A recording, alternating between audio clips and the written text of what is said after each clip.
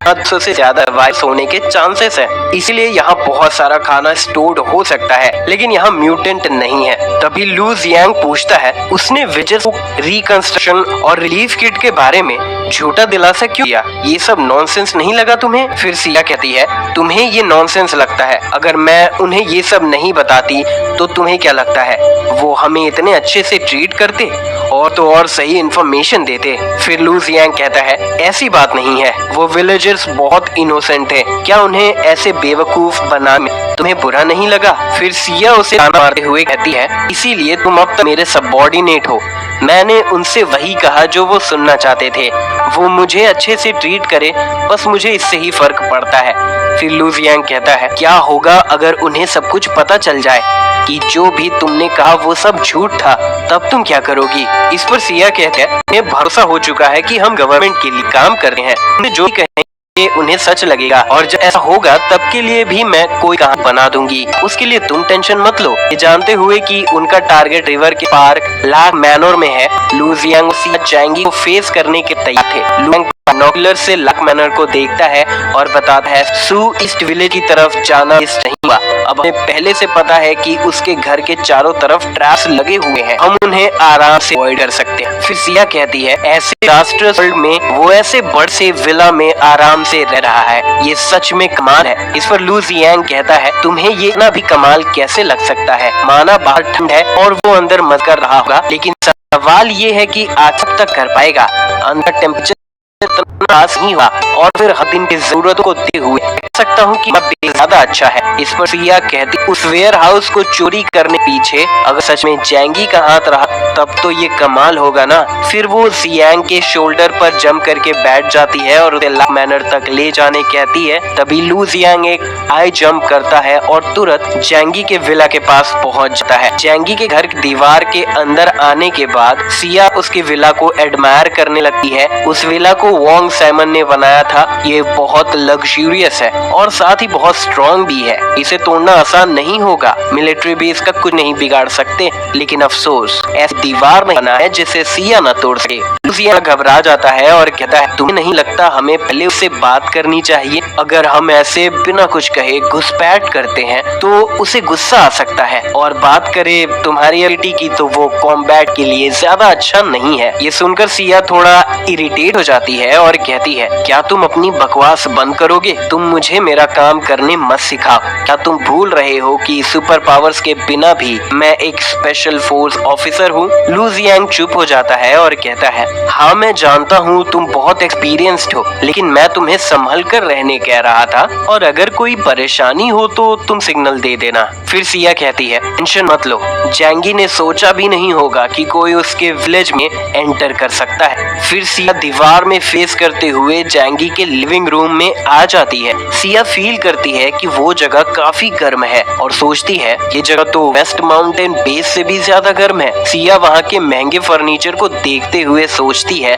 यहाँ रहना किसी फेयरी टेल से कम नहीं लग रहा है। सिया अब कंफर्म हो चुकी थी कि जैंगी के पास बहुत सारे रिसोर्सेस मौजूद हैं, फूड भी और एनर्जी भी। सिया और भी रूम एक्सप्लोर करने बढ़ती है, तभी उसे एक कैट की आवाज सुनाई देती है। सिया बहुत घबरा जाती है कि उसे इस जगह के बारे में कुछ भी नहीं पता है, तो उसे संभल कर रहना चाहिए, और वो वापस जाकर सब कुछ रिपोर्ट करने का डिसाइड करती है। वो जाने से पहले अपने नाइफ को वहाँ पर छोड़कर चली जाती है, जैंगी के लिए एक वार्निंग के तौर पर, और फिर वापस दीवार से फेस करते हुए वो बाहर चली जाती है। लू जियांग सिया को देखता है कि वो काफी जल्दी वापस आ गए और पूछता है, अंदर का सिचुएशन कैसा है? सिया एक्साइटेड थी और बताती है, मैंने काफी कुछ कंफर्म कर लिया है, हमें जल्द से जल्द सब कुछ बेस में रिपोर्ट करना होगा, मैं तुम्हें रास्ते में सब कुछ बता दूंगी।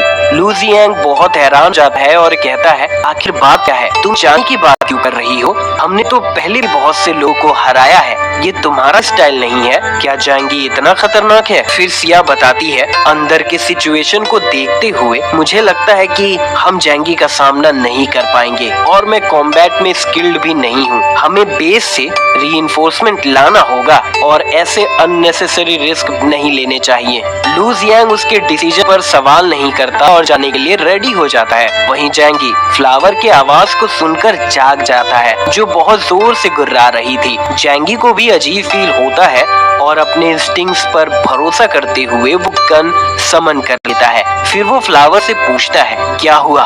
क्या तुम्हें बाहर से कोई आवाज सुनाई दी? फ्लावर ह्यूमन लैंग्वेज तो समझने लगी थी, लेकिन वो कम्युनिकेट अच्छे से नहीं कर पाती थी। वो इधर उधर देखते हुए मियाओ करती है। फिर जैंगी अपने फोन से कैमरा चेक करने लगता है, लेकिन उसे कुछ भी अनयूजुअल नहीं लगता। पर फ्लावर गेट को स्क्रैच कर रही थी क्योंकि वो बाहर जाना चाह रही थी। गेट खुलते ही फ्लावर सिया के नाइफ के पास चली जाती है। जैंगी उस नाइफ को देखकर बहुत हैरान हो जाता है। वो सोचता है, ये तो मिलिट्री ग्रेड नाइफ है, ये मेरे कलेक्शन में से नहीं है और यहाँ किसी के पास ऐसा नाइफ नहीं हो सकता। जैंगी ये रियलाइज करके बहुत घबरा जाता है और सोचता है, आखिर कोई मेरे इतने स्ट्रॉन्ग डिफेंस सिस्टम को पार करते हुए विला के अंदर कैसे आ सकता है और मुझे इसका पता ही नहीं चला। आखिर ऐसा कैसे होता है? जैंगी के मन में बहुत सारे सवाल उठने लगते हैं। फिर वो सिक्योरिटी कैमरा का फुटेज देखता है पिछले 10 मिनट का, जिसमें वो देखता है कि सिया दीवार से फेस करते हुए अंदर आ चुकी थी। जैंगी बहुत गुस्सा हो चुका था कि उसने ऐसे एबिलिटी के बारे में सोचा भी नहीं था, लेकिन अब वर्ल्ड में ऐसे फिनोमेनन बढ़ते जा रहे हैं और म्यूटेंट्स भी बढ़ते जा रहे हैं। जैंगी समझ चुका था कि उसके लिए खतरा और भी बढ़ रहा है। जैंगी बहुत गुस्सा था और सोचता है, आखिर ये लड़की कौन थी? मुझे इस लड़की को मारना ही होगा, नहीं तो मुझे शांति से नींद भी नहीं आएगी। जैंगी उसे मारने के लिए डिसाइड कर लेता है और फ्लावर से कहता है, तुम मेरे साथ चलोगी, हम उसे आज ही मारेंगे। फिर वो अपने प्रोटेक्टिव गियर सूट पहन लेता है, जिसके बाद वो अपने बाहर के कैमरा चेक करता है और उसे लू जियांग और सिया दिख जाते हैं जो बस जाने ही वाले थे। जैंगी सोचता है, बस 2 इंसान, मुझे इन्हें अभी ही खत्म करना होगा, खास करके उस लड़की को। उसने नाइफ यहाँ छोड़कर वॉर का ऐलान कर दिया है। मैं उसे ऐसे जिंदा जाने नहीं दे सकता हूँ। मैं उस पर जरा भी दया नहीं दिखाऊंगा। वहीं लू जियांग और सिया अपने स्लेज तक पहुंच चुके थे और बेस पर वापस जाने के लिए निकलने वाले थे। सिया बहुत खुश थी और कहती है, ये मिशन बहुत फ्रूटफुल रहा है। हमें सू फैमिली टाउन के बारे में पता चला और जैंगी के सीक्रेट्स को भी हम समझ चुके हैं। हायर अप्स को ये सब रिपोर्ट करना एक रिमार्केबल अचीवमेंट होगा। तभी लू जियांग सवाल करता है, आखिर तुम्हें अंदर ऐसा दिखा? जब से तुम विला से बाहर आई हो, तुम तब से हंसी जा रही हो। सिया का एक्साइटमेंट उसके फेस पर दिख रहा था और वो कहती है, लू जियांग, तुम बस एक नॉर्मल सोल्जर हो, इसीलिए तुम्हें ज्यादा कुछ नहीं पता है। पर आज मेरा मूड अच्छा है तो मैं तुम्हें कुछ अंदर की बात बता सकती हूँ। ये जो जैंगी है, ये वॉलमार्ट वेयरहाउस की चोरी वाले इंसिडेंट से कनेक्टेड हो सकता है। डिजास्टर से पहले ये न्यूज काफी फैला हुआ था। लू जियांग तब मिलिट्री में हुआ करता था, लेकिन तभी उसे के बारे में पता था काफी बात। लू जियांग कहता है, वहाँ तो बहुत प्रेस का सामान मिलता था और वहाँ इश्क का ज्यादा स्टोर था। सिया कहती, उन सारे सामान की $1 से ज्यादा थी। वो पूरे शहर को एक डेढ़ से भी ज्यादा खिलाती थी। सो लू जियांग बहुत एक्साइटेड हो जाता है। पहले उसे ये समझ नहीं आ रहा था, लेकिन अब उसके सामने पिक्चर काफी क्लियर था। वो कहता है, तो तुम्हारा कहना है कि जैंगी को इसके बारे में सब कुछ पता है? फिर सिया बताती है, हायर अप्स ने हमें यहाँ बस इन्वेस्टिगेशन करने के लिए भेजा था ताकि हम चुराए हुए सामान पता कर सके। लेकिन जब मैं उसके घर में घुसी तब मुझे समझ आ गया था कि काफी ज्यादा बड़ी है। उसके रहने का लाइफस्टाइल वो काफी लग्जूरियस था। वो जगह हमारे बेस के नंबर 1 लाइफ पोर्ट से भी ज्यादा आलीशान था और बिना किसी रिसोर्सेस के कोई बेवकूफ ही ऐसा लाइफस्टाइल जीने के बारे में सोचेगा। मुझे जैंगी नहीं लगता है, इसीलिए मुझे लगता है हमारा अप्रोच गलत था। अगर हम सोच कर देखे, एक आम इंसान ऐसे ओकलिप्स में सर्वाइव कैसे कर सकता है और फिर हजारों विलेजर्स का अकेले सामना करना और बहुतों को मार देना, हमें जैंगी को कम नहीं समझना चाहिए। जैंगी बहुत पावरफुल है और जब तुम उसके कैपेबिलिटीज को वेयरहाउस इंसिडेंट के साथ कंपेयर करोगे तो ये काफी सेंस बनने लगेगा। लू जियांग हैरान हो जाता है और कहता है, क्या तुम ये कहना चाह रहे हो कि उसके पास कुछ भी छुपाने की एबिलिटी है और उसने वेयरहाउस का सारा सामान कहीं छुपा लिया है? इस पर सिया कहती है, ये सब मेरा शक है, लेकिन इसका सच होना भी काफी पॉसिबिलिटीज बना रहा है। लेकिन अगर चांसेस कम भी है तो भी बेस का इसके खिलाफ कुछ एक्शंस लेना वेस्ट नहीं जाएगा। हम बस सब कुछ रिपोर्ट कर देंगे और फिर हमें थोड़ा सा भी सपोर्ट मिल जाए तो यहाँ के लिए एनफ होगा। भले ही उसका विला बहुत सेफ और स्ट्रॉन्ग है, लेकिन मेरे आगे वो कुछ भी नहीं है। हमने सिया के एबिलिटी को देख लिया है और हाँ, उसके एबिलिटी काफी कमाल है जो वॉर जैसे सिचुएशन में काफी काम आ सकता है। जैसे अगर दुश्मन के इलाके में ग्रेनेड लगाना हो या लैंड माइन लगाना हो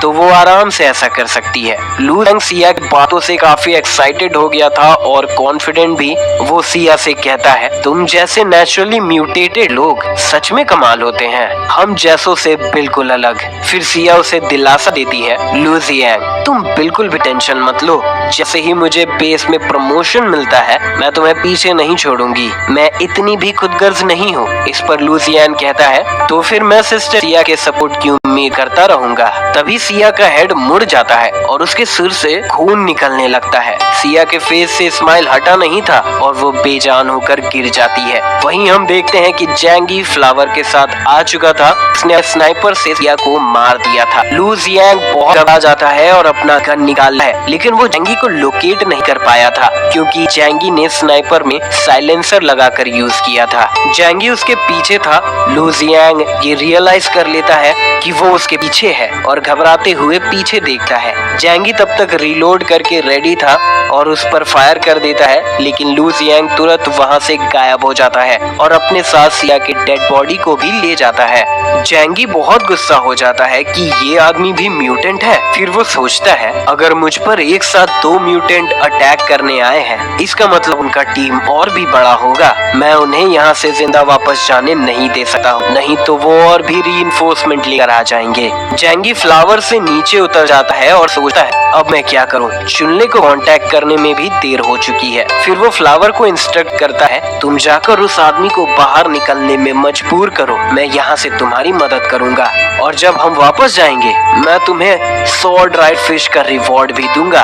वहीं लू जियांग छुपा हुआ था और बहुत डरा हुआ था। वो समझ गया था कि वो शूटर जैंगी होगा। वो बिना टाइम वेस्ट किए वॉकी टॉकी निकालता है और वेस्ट माउंटेन बेस में एक डिस्ट्रेस सिग्नल भेज देता है। तभी लू जियांग एक अजीब आवाज सुनता है और देखता है कि एक बड़ा सा बॉल उसकी तरफ आ रहा है। वो घबरा जाता है कि ये क्या है। फ्लावर रोल करते हुए उन पर अटैक कर देती है और लू जियांग डॉज कर लिया और साथ में सिया की बॉडी को भी बचा लेता है। लू जियांग देखता है कि वहाँ एक बड़ा सा रास्ता भी बन चुका है। वहीं फ्लावर जो रुक गई थी वो मुड़ जाती है और फिर से अटैक कर देती है। लू जियांग गन डाल लेता है और उस पर फायर कर देता है, लेकिन फ्लावर वैसे अटैक से कुछ भी नहीं पाता है। वहीं जैंग स्नाइपर लिए रेडी था और भी मौका मिलता वो लू जियांग पर फायर कर रहा था। अपने यूज करते हुए हर बुलेट डॉज का समझ आता है कि उसका एबिलिटी स्पीड डिलीट, लेकिन जंगी टेंशन नहीं ले रहा था क्योंकि फ्लावर एबिलिटी कमाल का है और उसका स्पीड स्टैमिना भी अनमैच्ड है। लू जियांग बुलेट स्पीड डॉज कर ले रहा था और फ्लावर के अटैक्स भी। खुद की एबिलिटी का यूज करते हुए उसका स्टैमिना बहुत ही जल्दी खत्म हो रहा था। धीरे धीरे उसका स्पीड स्लो होने लगता है और जैंगी अपने बुलेट्स को एनहेंस करके फायर करने लगा था, जिसे लू जियांग सही से डॉज नहीं कर पा रहा था। तभी फ्लावर उस पर अटैक कर देती है और उसके शोल्डर को बाइट कर देती है। लू जियांग फ्लावर के आंख में मारकर खुद को बचाना चाह रहा था, लेकिन तभी जैंगी उसे हेडशॉट दे देता है और वो मर जाता है।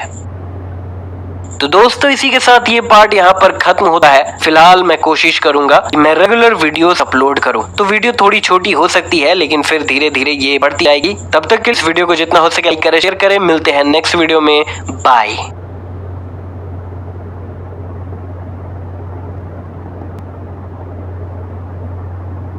खत्म। Bye bye, ta-ta, goodbye, गया। इयान गैरो के साथ लीडर